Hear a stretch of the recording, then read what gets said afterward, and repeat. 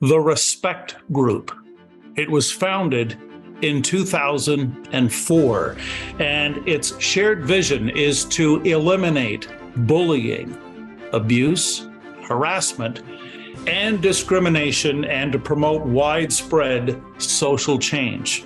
At this juncture, more than 2 million people have been Respect certified in schools, in sports, and the workplace. And we're going to dive deeper into this subject, this all-important leadership subject, with the co-founders of the Respect Group. And we say welcome to Wayne McNeil and Sheldon Kennedy. Thanks, Gare. Well, let's dive in. I want to go right back to the beginning. Sheldon, your story from pro hockey and what you had to experience as a young man, of course, has been well chronicled, but bring us to where you and Wayne crossed paths and decided back in 2004 something had to be done on a much bigger scale to eliminate the bullying, the abuse, the harassment, and discrimination. Yeah, you're right. Yeah, that's a good question, Gary. I think, well, it's quite the story, and what we didn't know back then, but we know clearly today, is the impact of these types of events on individuals, on kids, on anybody that goes through them, especially for sustained periods of time. And I was no different. So, when I told my story to the world to try to save my own life and some of the others that I saw with Graham, James, the abuser that I was my hockey coach. I thought I was alone and there was nobody else that this had ever happened to. And I quickly learned that there was there was millions of people even back then, and we didn't have emails and phones, so we were receiving letters, and we received letters to the Boston Bruins offices, and so over 200,000 letters of people telling their own stories. So I wanted to start a foundation, so I started the Sheldon Kennedy Foundation, and we were having our first official golf tournament, and Wayne McNeil owned a microbrewing company at the time, and I was still drinking. So I've since quit drinking for 18 years, but in my drinking days, we always joked that his microbrewery went bankrupt when I quit drinking. So anyway, he sponsored a hole on our golf tournament, and we got rained out, and I had a broken leg at the time, broken femur, and I went out there, and he's standing underneath his tent, and there was no golfers coming to visit him. And so I went out there, and I ended up drinking, sitting there and drinking and chatting with Wayne, and we were never friends, drinking buddies. He's always been a mentor to me, and I don't know what he saw in me at that time, because I definitely wasn't at my best. But I know one thing was very clear, is we both had a deep passion to eliminate all forms of abuse from society. And from that point forward, I think we formed a friendship, number one, and a business relationship out of that. Yeah, that's a great question. Wayne, let's swing it over to you. You're a trustee and vice-chairman of the Rocky View School Division. You've been very involved in many community type projects and initiatives and gymnastics and whatnot. But if you go back to that day, something Sheldon said made me curious. What did you see in the young man that day?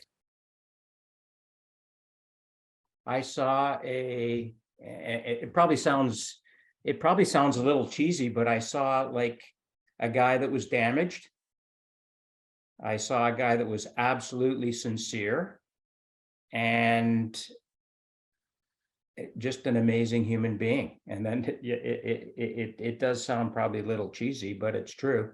And he was then nothing like he is today, in terms of his ability to connect, his ability to speak, carry the torch under the toughest of circumstances. But there was definitely a glimmer of all of that then. And I don't think we had any big plans at the time. We just became really good friends, and the rest of it evolved. And I think one of the other things is my involvement in gymnastics. My son's experience there, nothing as egregious as what Sheldon experienced, but he went through some really bad emotional maltreatment, and suddenly the thought collided. We could probably do a really good job if we educated coaches in this country on all forms of maltreatment. And that was kind of the nugget that propelled us both to get the company going in 04. But we did a lot before 04, his inline skate, all sorts of things before we even founded the company. Wayne, you're the volunteer president of the Sheldon Kennedy Foundation. And so when you look back to when this initiative was launched and the respect group, et cetera, have you been able, we'll start with you, Wayne, and then go to Sheldon. Have you been able to pinpoint any commonalities that leaders really need to be on the lookout for? I'm guessing with your extensive personal experiences, you must have some, shall we say, guidelines or red flags that people need to know. That's a tough question because, and Sheldon can certainly weigh in, but I'm not sure I saw some of this stuff back then in the context of leadership. I really didn't. I think I looked at it as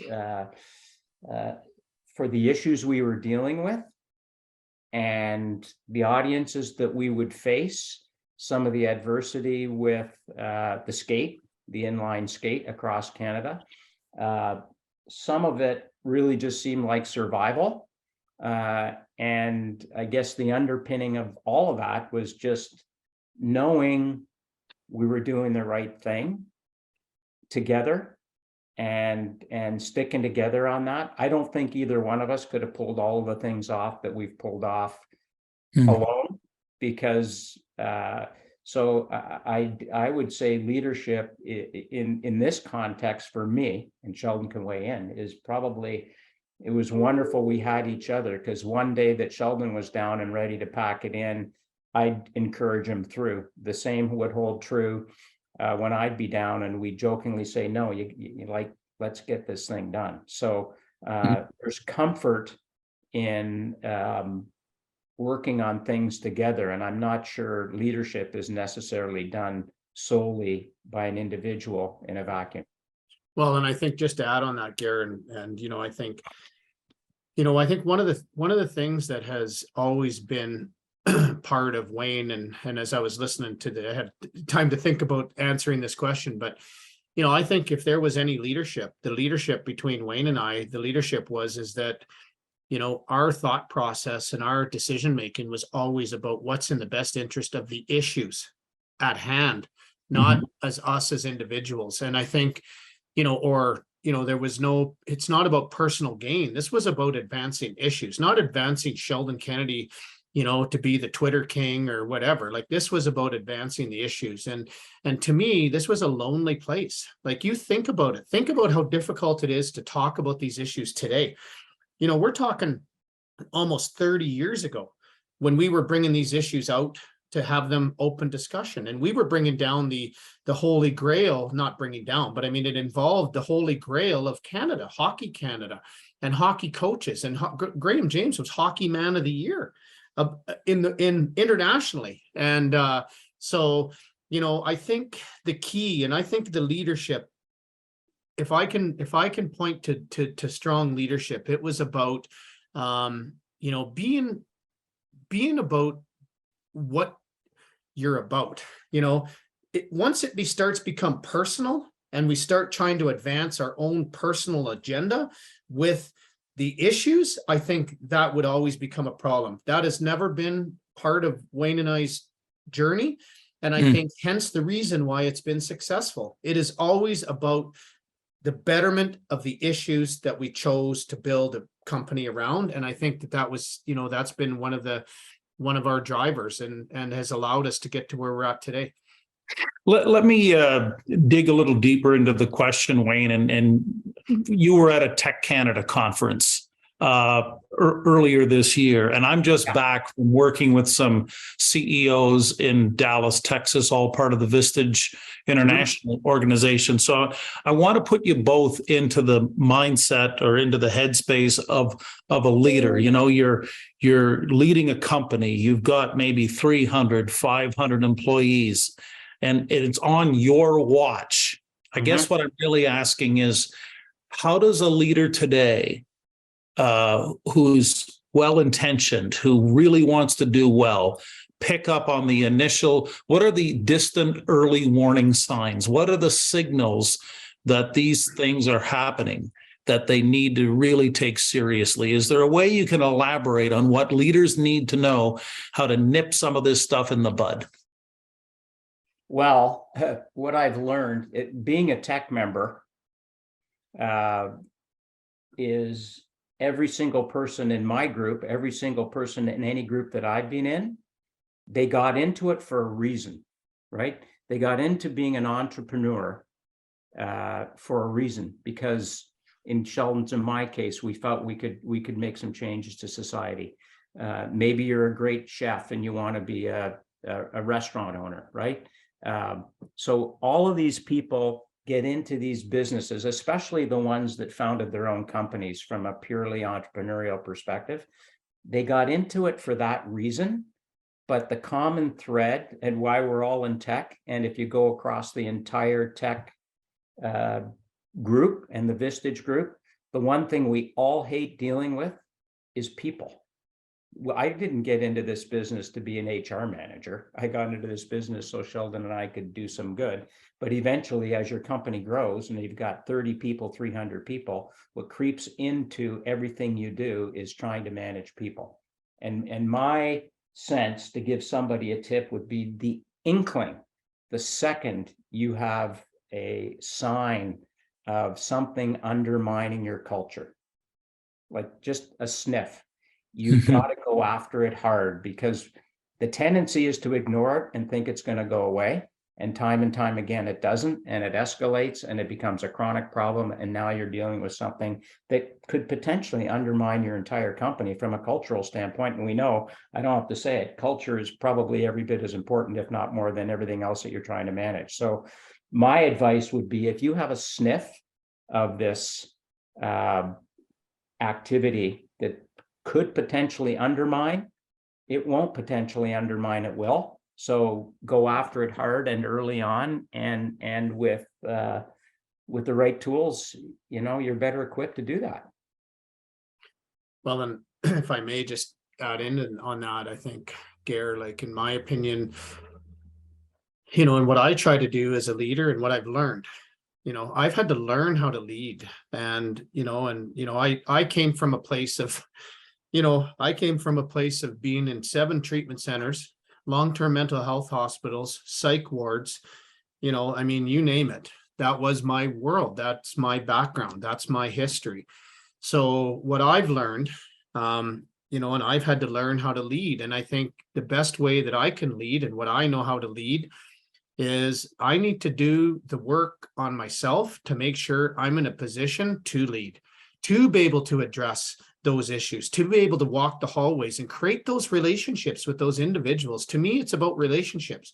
When Wayne and I started this, it was Wayne and I, right? But as we grew, it was like Wayne said, it was about people, and it was about relationships, and, owner of a company and employee type of relationships. And those can get difficult from what I've seen, but they can also be very strong and very effective. And, if I've got to say anything, I've watched Wayne manage that. And I think, he's done a masterful job.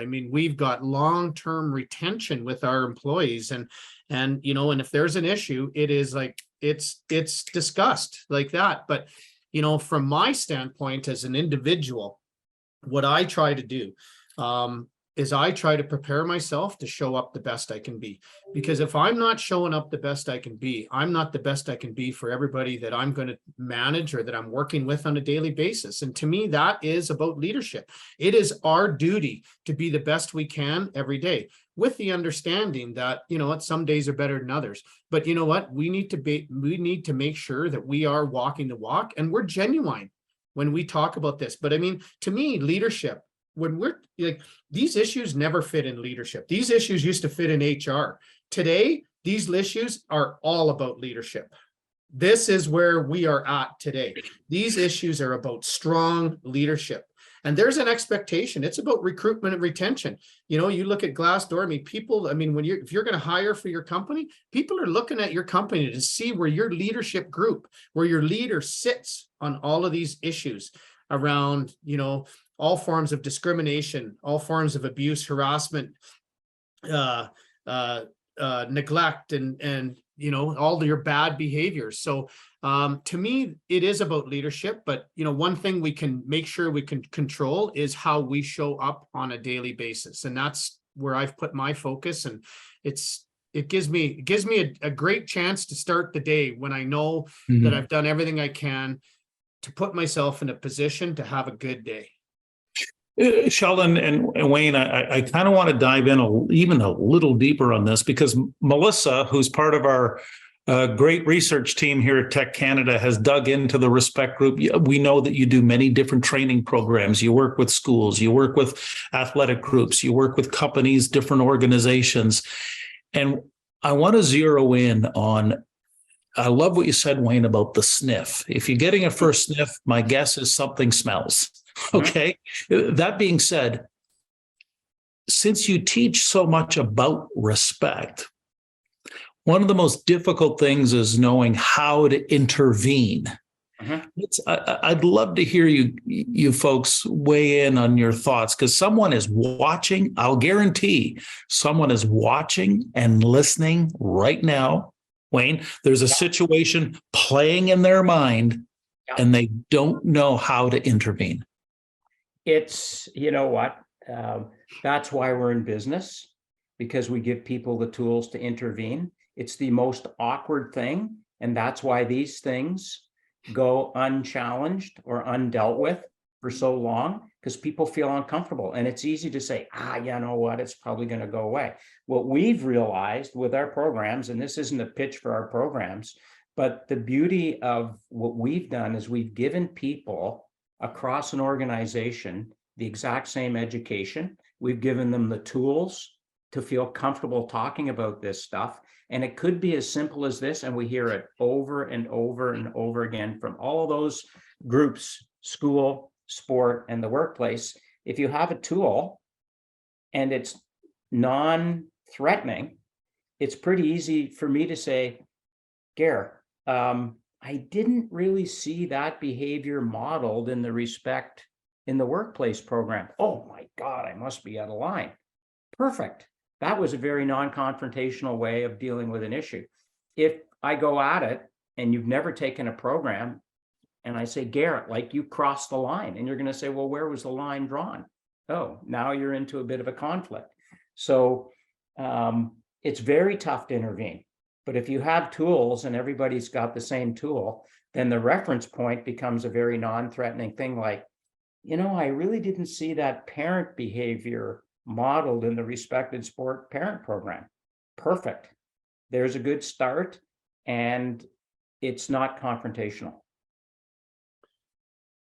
Yeah, I mean, I think one of the questions, Wayne, and maybe touch on that we have in the workplace program, the pre and the post survey. I mean, it basically talks about it. I'll let you talk a little bit about that, and then maybe I'll continue on a little bit on my thoughts. But I think that's totally relevant of the question Gare asked. Totally, and we do a pre and post survey, Gare, in the Respect in the Workplace program, anonymous. Obviously, people have to answer it because they want to get certified, so they have to get through the entire program. But one of the questions is, have you ever been a bully? Have you ever been a harasser? Have you ever been the person that created the problem, in essence? We get a certain percentage at the beginning of the program, and let's say 10% admit that they themselves have been, if you will, the abuser. When they're finished the program, that number goes time and time again. It doesn't matter if it's government, a university, a law firm, you name it. That number either doubles or triples every single time, regardless of what client that is. So what does that tell us? People didn't know where the line was drawn. So if you don't know where the line is drawn as an organization, you have no way of interjecting in a meaningful way to have the discussion. So I think that's where Sheldon is going with that. And there's no doubt that our employees, for the most part, anybody on this call in tech with an organization, I will pretty much guarantee that all of their employees don't know where that line is drawn. And it's the subtle stuff that'll kill you every time. The egregious stuff, that's pretty obvious. The subtle stuff happens over time. It escalates, and suddenly a year into it, you're looking at a situation that never needed to be there. Well, and I think one of the glaring, I guess,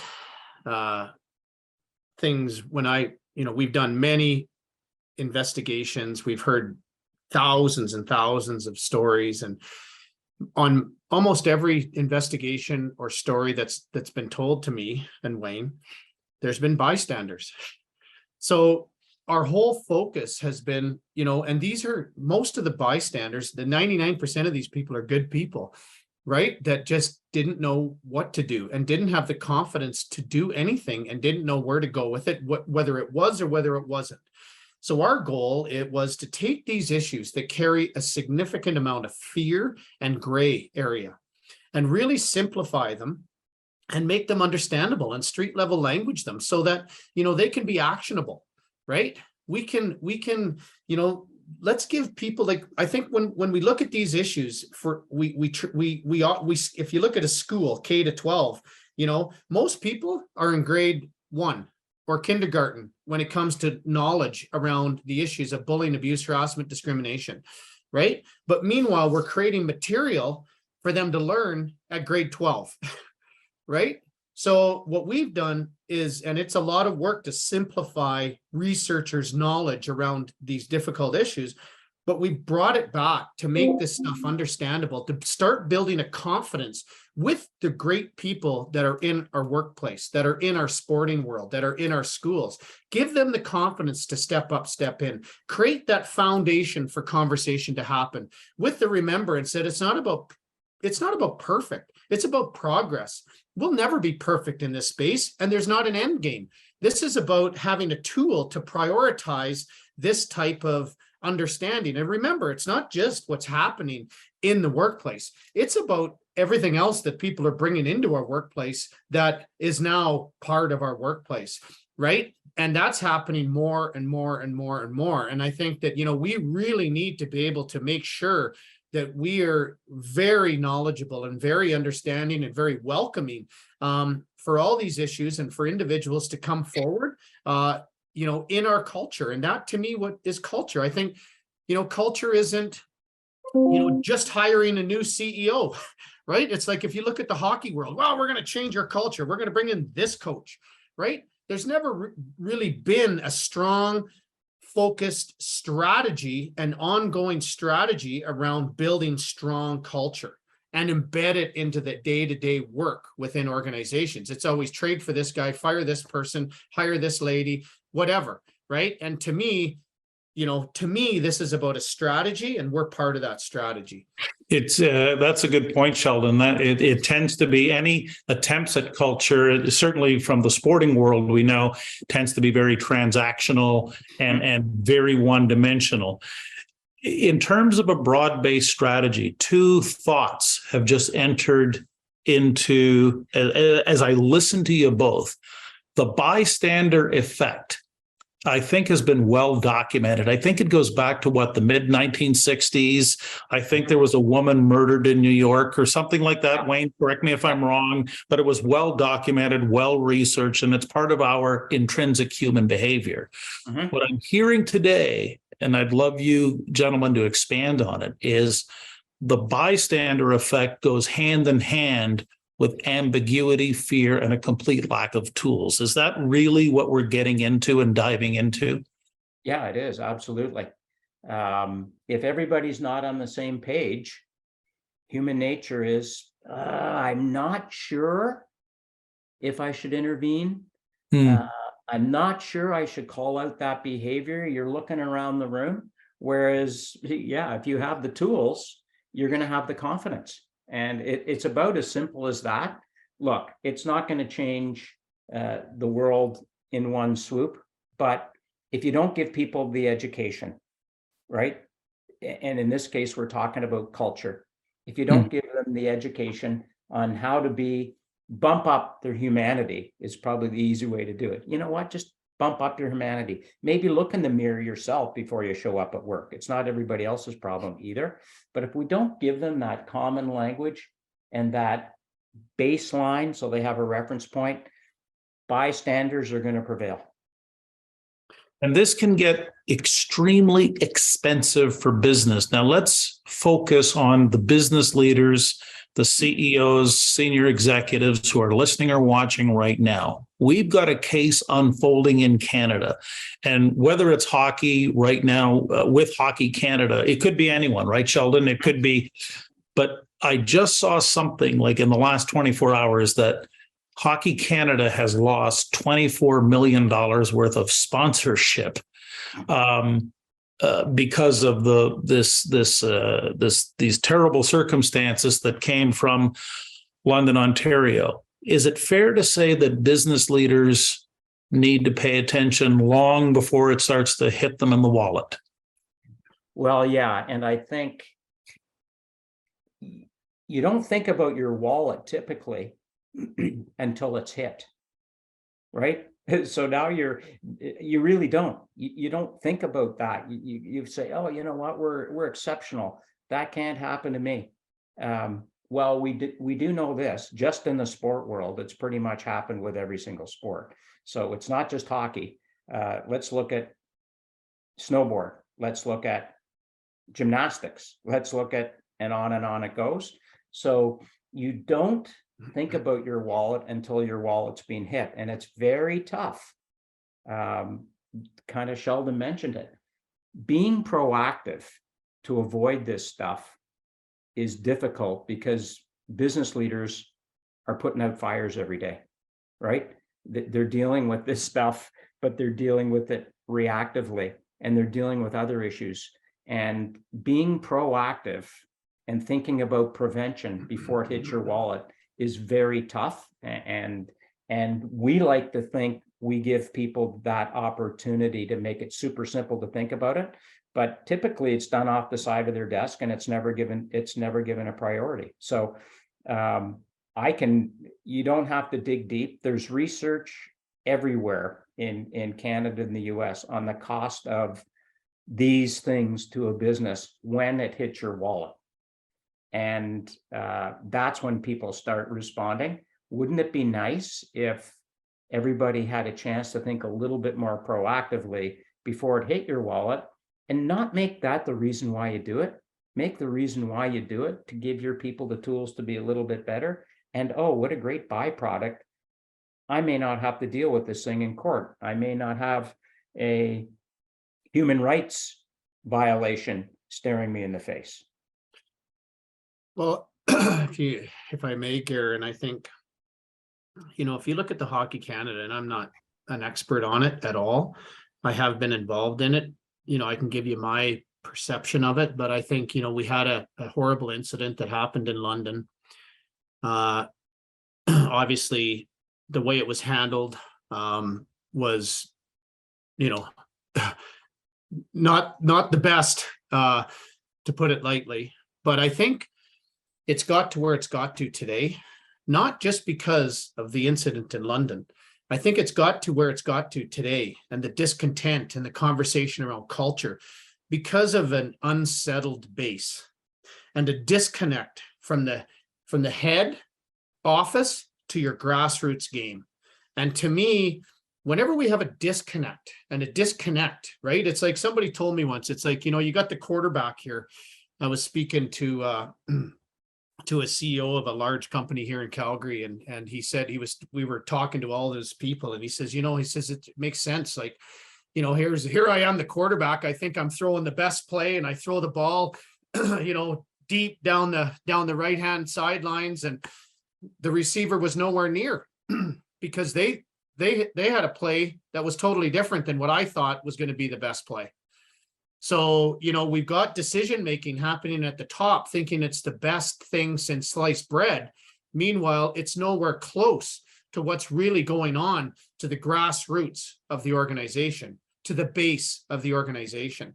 And I think, that discontent has really arisen since the incident. And I think, when we talk about leadership and what I know about leadership, and, I maybe lead differently. I spend the time walking hallways. I spend the time talking to people. I spend the time saying good morning to people, going out of my way. When we had the Sheldon Kennedy Child Advocacy Center here, we had a group of 200 people, doing child abuse investigations. I mean, I would stand at the elevator in the mornings with a handful of Tim Hortons coffee cards and said, good morning, how's it going? Thank you for your work. To me, that's what I know how to do. And I think, if we get back to this Hockey Canada, I think there was a bunch of mistakes made, but I think at the end of the day, there was an inability for the grassroots to connect to the heads of Hockey Canada, to the leadership group of Hockey Canada. Therefore grew a real, almost a sense of anger within the membership group around we're not being listened to. And I think when people feel that they're not being listened to, whether you have a company of 10 people or a company of 7,000, I think that becomes a problem. And, people want to feel that they're being heard. And, obviously, we have to lead, we have to make hard decisions, but we definitely have to listen to people so we can, wholeheartedly make the right decision. And I think, that was probably, I think the nail, the nail in the coffin for the leadership group at Hockey Canada was, they I don't know what went on. I mean, if you look at, I think they had two entities. I think they've got a signature event entity, which is your Hockey Canada. Those are your World Juniors. Those are your, they were built to put on events. They weren't built to manage grassroots hockey. And to me, if we want hockey to be for everyone, we need a focus to be on grassroots hockey. And if you look at the sponsorships, I mean, Canadian Tire announced they're going to funnel money through organizations such as ours to be able to reach grassroots hockey, because that is where, ultimately when Hockey Canada at the head office in Calgary here loses 24 million, who does that impact? Well, that impacts Mr. and Mrs. Smith that want their son or their daughter to go and play hockey. That impacts those grassroots players on the men's game and the women's game. And to me, I think there has to be a disconnect, but I think we have to get back to, what are we about? And it goes back to the very first question, Gare, right? What are we about, right? It's not about Wayne and Sheldon. This is about the game of hockey and the experience of hockey in our country, period. And those are the way that our decisions have to be made. No different than when we are here to eradicate all forms of abuse, bullying, harassment, discrimination, right? And we have to do everything we can to make sure that we do that. And I think, it's just lost its way a little bit, but I also feel, there's an opportunity to come out of this. There's an opportunity to get this right. And if they don't get it right this time, I think they're going to be really struggling. This is such a personal issue. It's bigger than hockey, because Sheldon, we could take out the hockey and replace it with football or company XYZ, or it's such a universal issue that we're tackling here. For me, the hockey thing gets very personal. Why? A proud hockey father. Some of my greatest memories are in the rinks. Mm-hmm. Right, with the kids, coaching the kids, and now I'm a hockey grandparent, and I see all the good that it can do. But given that this is such a universal issue, what do leaders need to do to restore faith in those whose faith has been shaken? Well, I think, and I know Wayne has a good view on this also, but I think that humility is going to be huge in this space, and we don't need to make it more complicated. We need to simplify it.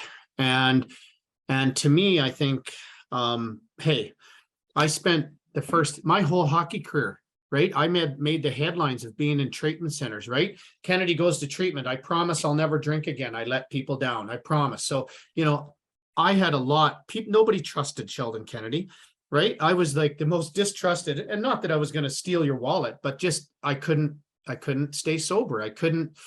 My life was a mess, because what I know today, I understand it today because of what I went through and the trauma that I went through and the impacts of trauma. But, I think, we need to be able to just start chipping away and getting little wins and making sure that, again, we're in this for the right reasons, right? It is to grow the game, right? The game has lost its way a little bit. It's about high performance.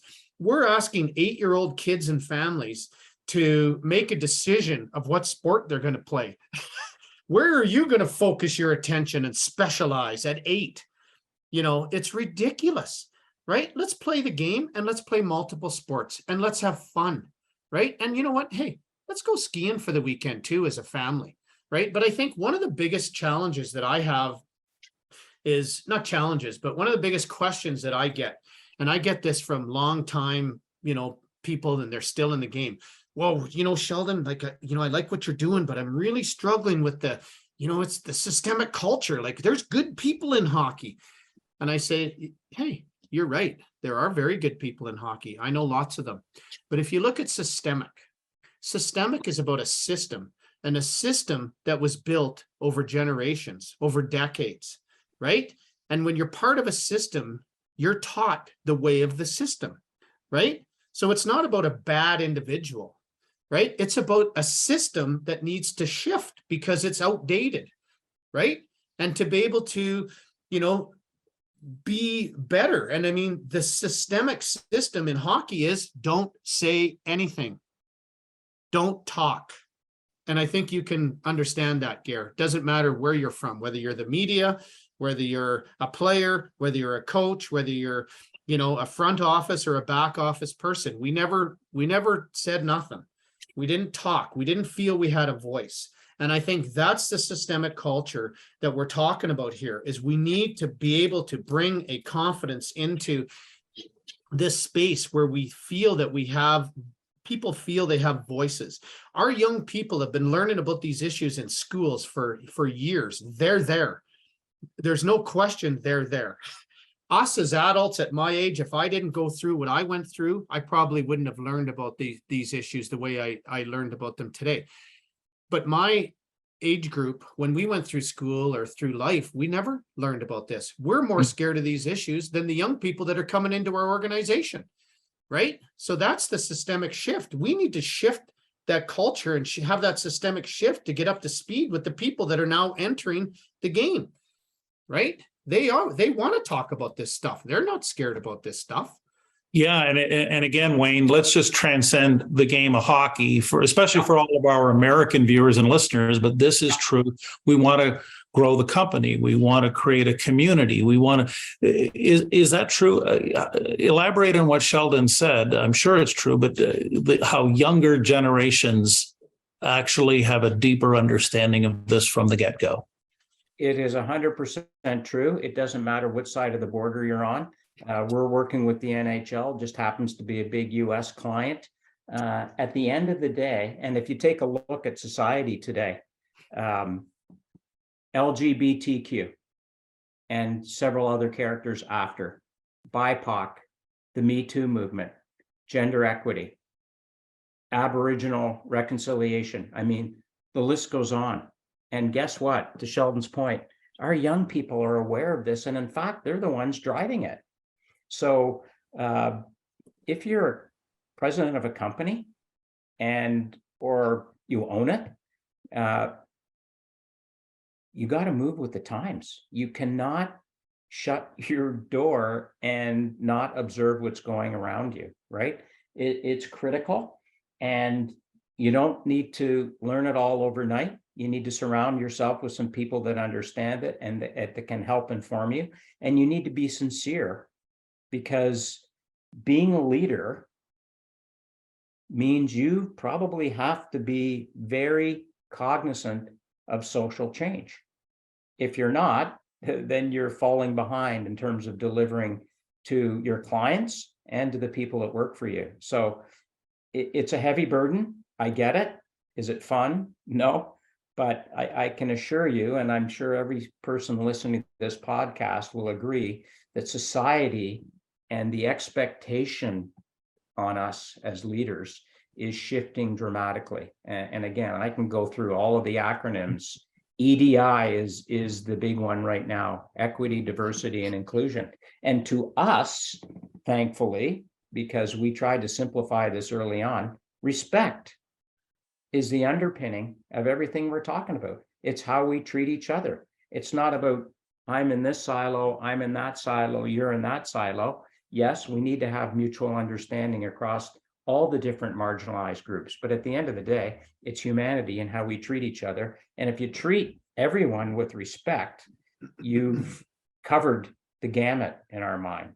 But leaders have to be like, I'm sure I know my peer group and my tech group, and when I talk like this, they roll their eyes back and say, you're bang on. It's a plague of every leader in the room.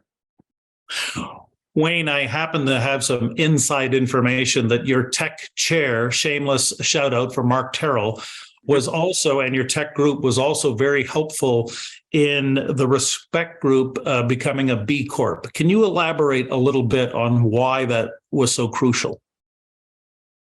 Well, yeah, Mark was instrumental, and so was my former chair, Todd Miller, whom some people on this call will well know. I didn't know what a B Corp was, and time and time again, as my tech colleagues will know, you're held accountable for things you say and things you commit to doing. And I said I'd be interested in B Corp the next time I was committing to becoming one.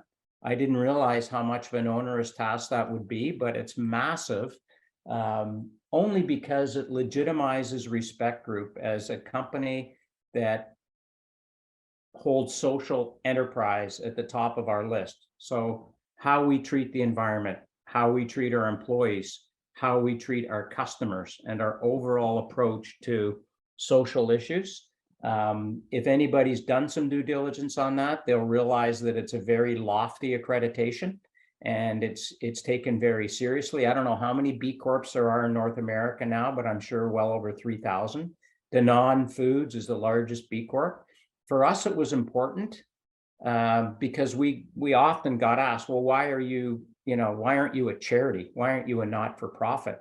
And Sheldon and I decided early on, we wanted to do good, but we wanted to do it through a business lens. And I don't think there's any harm in doing that if you're legitimate and sincere about it. So the B Corp really validated that for us.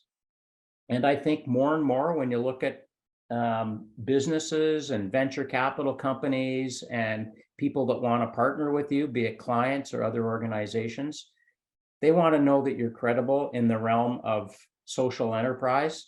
And being a B Corp and having that sticker says a lot without us having to say it time and time again. So for me, it was critical for Respect Group to be a B Corp. We're in our, I guess, 5th year of that accreditation, and we keep looking at ways to improve that. So I'm pleased to say our second round, we notched up our score, and I would encourage any company to look at that, because that seal of approval is becoming even more and more important, especially when it comes to the way social enterprise and society is looking at corporations. Yeah, and I think just, I don't really have much to say on that. I think it's allowed us as a company to get better internally, just going through the process of becoming certified as a B Corp. It's made us, challenge ourselves to get better in certain spaces. Yes, we were doing some great things, but there was some other areas that we had to get better at. So yeah, I think it's been a good process. And I think for us, it's been important, because I think what Wayne said is that, we're working in a space where there's a lot of non-for-profits, and we set ourselves up purposefully to be a for-profit, because we didn't want to rely on government funding, and when that dries up, we're done. And so, we were mindful of that. And I think the B Corp shows that, we're doing everything we can as a corporation to give back, to be the best we can in our communities, to treat our people with respect, and do our part for the environment and much more. So it's been important for us as a company, I think, both internally and externally. And this is a nice segue, what you were just talking about. It's a segue to the standard question we ask of every guest here on the leadership standard. So I'll start with Wayne, and Sheldon, you jump in. But how, on the subject of leadership, let's just take that one word. How would you define leadership? Wayne, then Sheldon. We've covered a lot of it. I would say the ability to listen sincerely, the ability to nurture, which gets into a heavy-duty human trait, and standing back. Sometimes you have to stand back and not be the one at the front, but be able to listen and nurture while you're standing back. And people will see how you lead sometimes if you've said nothing. If you've said nothing, and they see you in a room and they see discussions going on and you haven't weighed in, but you make a comment a day later that is very evident you were listening and presenting it in a nurturing way. And people respect that. I know I do. So those would be my suggestions, but let's be honest, it's a pretty wide scope, and that's a tough question. But listening, nurturing, and standing back, I believe in. I do that, and seems to be working so far. Well, I think for what I know about leadership, it's about self-care. It's about making sure we're doing everything we can to show up the best we can be. It's about strong relationships. It's about being open-minded, and it's about prioritizing, making relationships and getting out of the bubble. Sometimes we stay in our bubble because it's comfortable, but to me, it's about getting out of the bubble. I have a huge fear of speaking to people, but I do it, and I need to do it because it's not only better for me, it helps me grow. But you know what? We've been able to reach a lot of people too. So I think it's about getting out of your comfort zone. To me, being a leader is continually getting out of your comfort zone. And you can only do that if you're in a healthy place, right? And, you know, people want to see you, right? They want to see you walking around. Hey, how you doing today? Don't ask them about how their job is. Just ask them, how are you doing? How's it going? Right? It shows a little bit of care, right? And I think that that's important. And I think more important than ever, there's a lot going on in our world today. And I think, you know, being able to walk those hallways outside of our bubble and, you know, make it a priority to make the time. We always say we don't have time, but you know what? When we prioritize things, it happens. It's like going to the gym. Oh, I don't have time. Really? Well, book it in at your 1 o'clock and move your 1 o'clock to 2 o'clock. And then you have time, right? Just prioritize it. And when you prioritize those things, I'm telling you, you're going to create a stronger connection with your people who are your organization, and who's going to win? All of you. Since 2004, since the day you created the Respect Group, since you've helped more than 2 million people through access to your training programs, every leadership journey also has its share of stumbling blocks, and let's call them mulligans. Are there do-overs? Wayne, let's start with you. Are there do-overs, mistakes you've made along this journey with the Respect Group that have in the end been very helpful? Mistakes we've made, we'd need a separate podcast just for that. You know what? And this may not apply to every business leader, but probably, and maybe it's good that we made this mistake, but when Sheldon and I got involved in this, we didn't know about the sports system in Canada because we started with sport. We started with trying to train coaches. We didn't know about the system, the massive sports system in the country. We just said, this would be a great idea. Let's put it online, which in 2004 was a complete uphill climb, convincing people you could actually train them online, believe it or not. And I think we, early on, felt that the couple of wins that we did have, our first win was with Sport Manitoba, every coach in the province. Our second win was with gymnastics, every coach in the country. And we said, oh, this is going to be so easy to replicate. And it took us years to realize that it wasn't going to be easy to replicate. And we had to shift our thinking to go the hard way, which was to deal with each and every organization individually and get to know them and push that boulder up a hill. But early on, we figured, oh, this is going to be easy. We could just do it in Ontario. No, that wasn't the case. So we probably oversimplified early on, because we had a couple of early wins and we thought this is going to be easy, and it turned out not to be. Now, was there any other way around it? I'm not sure. We had to do the heavy lifting and we had to grind it out, and thankfully we did, because we're still here. But I'd say that's one thing that we probably oversimplified out of the gate, how tough things were going to be. And I'm sure there's business leaders on the phone going, oh yeah, we oversimplified, but we endured it. We're still here. Well, and I think here from I don't know if I can, like Wayne, I don't know if I can point to one thing. I mean, what Wayne said was for sure. I think we were very naive coming into this at the start. But I think on a personal level, I make mistakes every day. You know, there's every day I wished I would have been better in this space, and I wished I would have done better here, you know. And I think that's just on a personal level. You know, we're dealing with issues that carry a lot of passion and a lot of you know, it's a lot of sensitivity, and we're moving the bar. And there comes a lot of pressure with moving the bar. We're playing political. It's political, whether you like it or not. I mean, it is political. And, you know, for as long back as I can see, you know, I've made mistakes that I wished I would have been better in those situations. But the key to it is they've been pointed out to me. And I think, you know, there was a sniff that, you know, and they were addressed with Sheldon, and I learned from them. And I think, you know, that's all we're asking people to do. That's all we're asking people to do.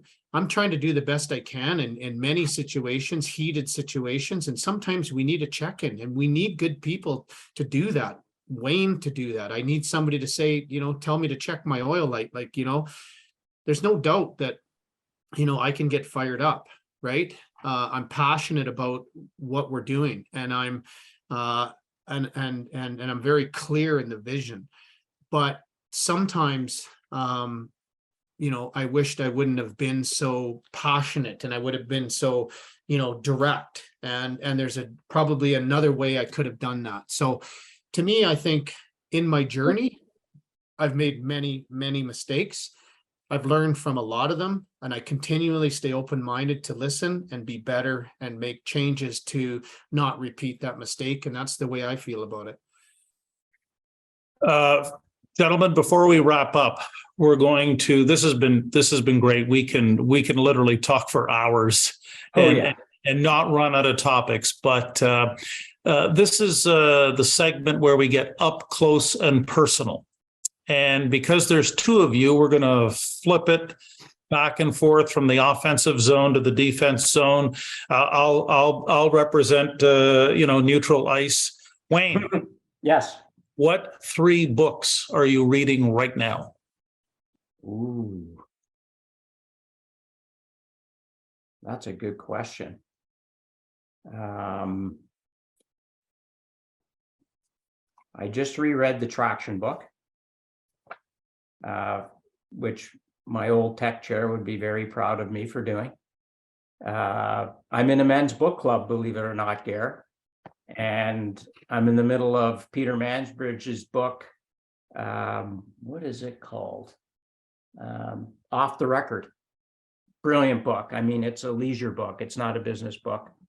And those are the 2. I'm not into 3 right now, but I'm into 2. One for business, which I like to alternate with biographies, autobiographies to keep it light. So those are my two.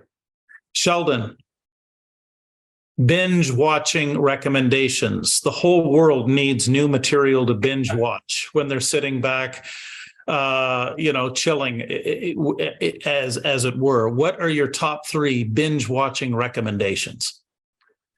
Well, I like Yellowstone. I'm a farmer. So we got Yellowstone, and then Paw Patrol and Peppa Pig, because I got a 4-year-old and a 5-week-old. There you go. And here's my book. Oh, what is that?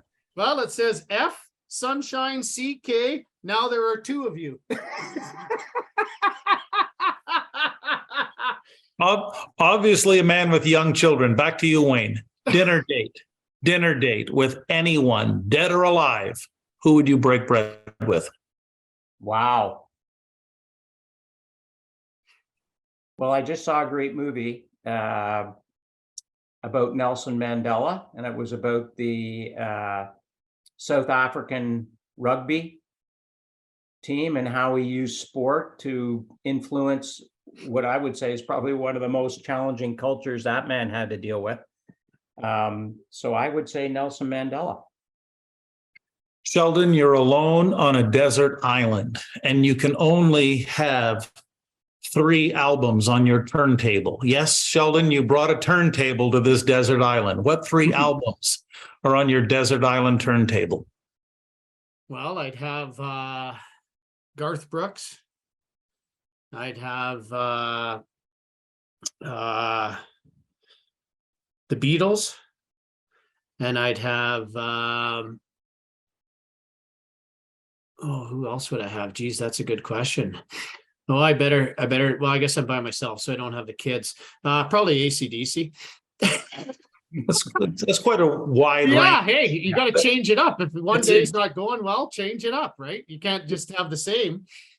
Yeah, no, that's fantastic. Tell us, before we wrap it up today, fellas, Wayne Sheldon, tell us about the future.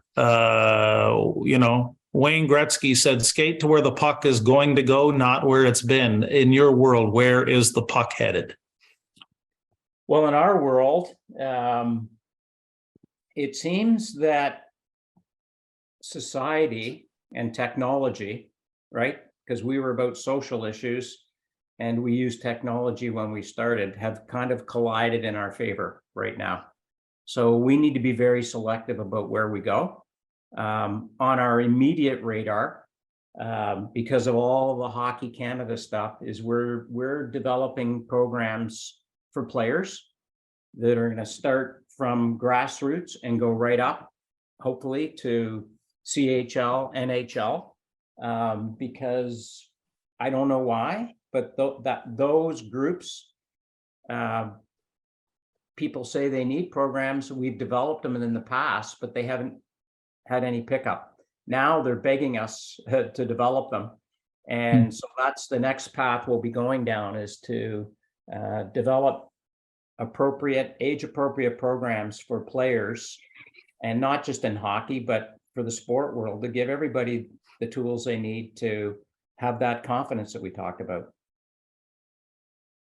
Yeah, and I think just to add on that, I mean, we've created a respect charter, which is basically a facilitator guided tool to now actualize the training for your groups, whether it be in the workplaces or for the locker room. We've specifically made one for the locker room. We've piloted in Canada within 3 teams in the Western Hockey League of the CHL, and they were extremely successful. But basically it's about the organizations or your teams creating a charter that they can live by and hold one another accountable by.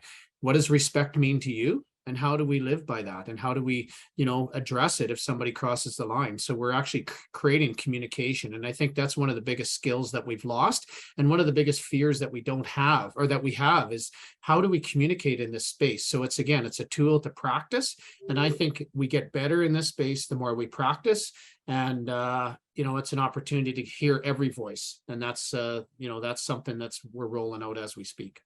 When you think about the people, the leaders who are listening or watching right now, what's the one question that leaders need to be asking following this podcast?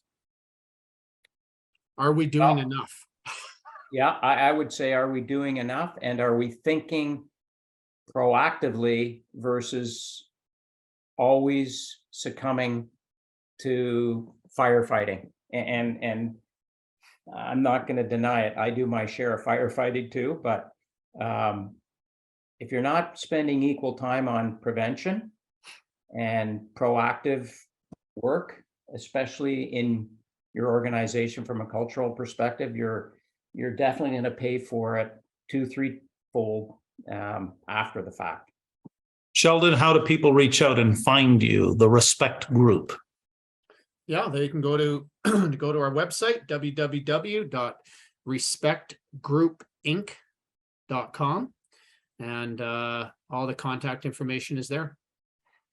Gentlemen, it's been great to have you on the podcast, The Leadership Standard. Thank you very, very much for sharing these thoughts, and wishing you and the Respect Group continued success in your endeavors to really move forward with very noble work. Thank you for the conversation, Garrett. It was great to be a part of it. Thanks again to Sheldon Kennedy and Wayne McNeil from the Respect Group. And what were the things that Sheldon and Wayne discussed today that you found particularly compelling? I know for me, it was about this idea of the first sniff, that your leadership spidey sense has got to kick into gear when you get the first sense, the first sniff that any sort of bullying, abuse, harassment or discrimination is taking place on your watch. So you want to be on top of that before it ever winds up hitting you big time in the wallet or in the solar plexus of your very soul. On that note, thanks again for watching, listening to the Leadership Standard. We really appreciate all those who've been along the ride for each and every podcast. As always, feel free to like, subscribe, and share with your circle of friends so others might grab hold of the throttle and elevate their game, their leadership game, as we try and set new standards going forward. A special appreciation to Melissa, Alexander, Stephen from the Tech Canada production team back at the head office in Calgary. I'm Gary Maxwell, and thanks again for joining us here on the Leadership Standard.